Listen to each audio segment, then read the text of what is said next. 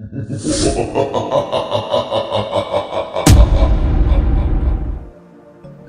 the heart of Africa, where the sun kissed the earth with its warmth and the rhythms of life echoed through the land,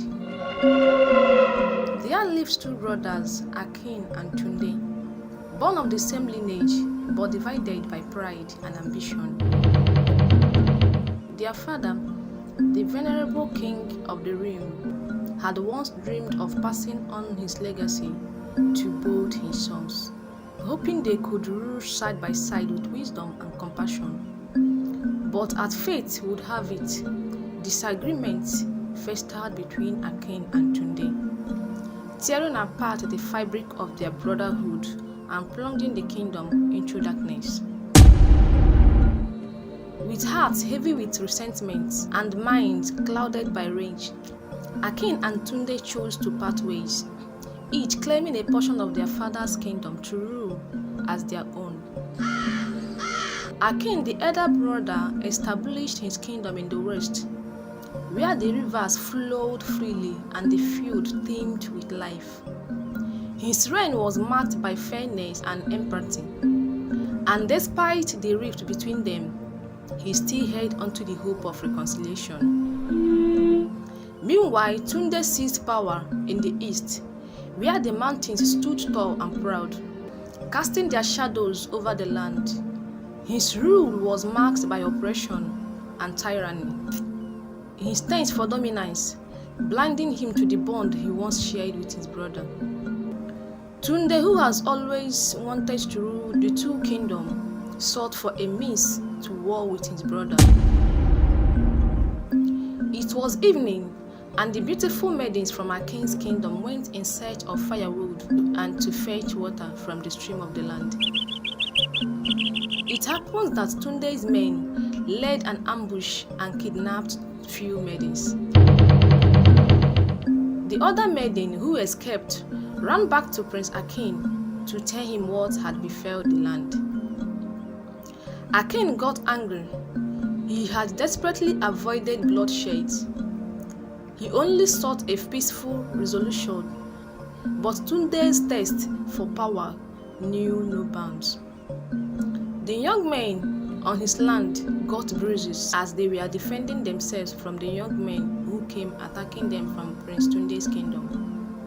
Prince Akin summoned the elders, and it was said that no maiden or young man of the land goes out either to the farm or in search of firewood without the warriors accompanying them.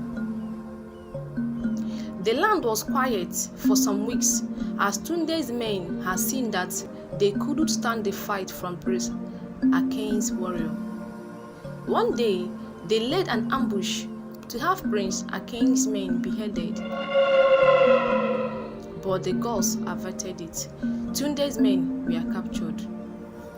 Tunde arose in anger and sought for war. As tension simmered and tempers flared, whispers of war spread like wildfire across the kingdom. The town criers went around the villages, their voices crying the weight of impending doom, alerting everyone to the looming threat on the horizon. The day of the reckoning arrived, and the clash of sword and thunder of hoofs echoed through the valleys and plains. In the heat of battle, Akin's heart skipped a beat as he witnessed one of his own soldiers, driven by blind fury, launched towards Tunde with a sword raised high. With a cry that pierced the echoes of war, Akin shouted his brother's name, "Tunde! Tunde!" drawing the attention of both friends and foe. In that fleeting moment of clarity, Akin's love for his brother overweighed his thirst for victory, and he threw himself in harm's way, taking the blow meant for Tunde. The war raged on, but the brothers, united by blood, if not by bond, retreated from the battlefield, leaving behind a trail of death and destruction. Akin's wound ran deep, both physical and emotional, as he struggled for his life amidst the turmoil of war.